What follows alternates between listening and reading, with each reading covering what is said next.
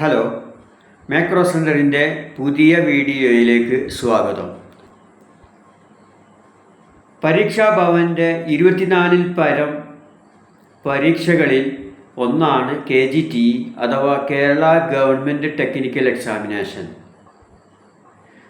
ഏതാണ്ട് 2020 മുമ്പ് ഓരോ വർഷവും 2 പ്രാവശ്യം നടന്നിരുന്ന എക്സാം കൊറോണ കാലഘട്ടത്തിന് ശേഷം വർഷത്തിൽ ഒരിക്കൽ മാത്രമായി മാറിയിരിക്കുകയാണ്. പരീക്ഷാഭവൻ്റെ നിർദ്ദേശപ്രകാരം പറയുന്നത് അടുത്ത വർഷം മുതൽ വീണ്ടും വർഷത്തിൽ 2 പ്രാവശ്യം എക്സാം നടക്കും എന്നുള്ളതാണ്.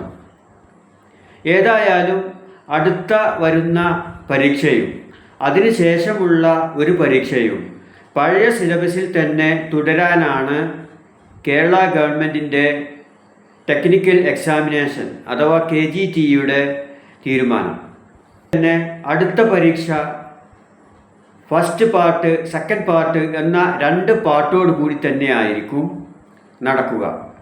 ഫസ്റ്റ് പാർട്ട് ടൈപ്പ് റൈറ്റിങ്ങും രണ്ടാമത്തെ പാർട്ട് കമ്പ്യൂട്ടറും ആണ് എക്സാമിനുണ്ടായിരിക്കുക. ഫസ്റ്റ് പാർട്ടിൽ 2 പേപ്പറും, ആദ്യത്തെ പേപ്പർ സ്പീഡ് ടൈപ്പിംഗ്, രണ്ടാമത്തേത് ലെറ്റർ ഡ്രാഫ്റ്റിങ്ങും ആയിരിക്കും. അതുപോലെ തന്നെ കമ്പ്യൂട്ടർ എക്സാമിൽ സ്പീഡ് ടെസ്റ്റും രണ്ടാമത്തേത് ലെറ്റർ ഡ്രാഫ്റ്റിങ്ങും അതിലും ഉണ്ടായിരിക്കും.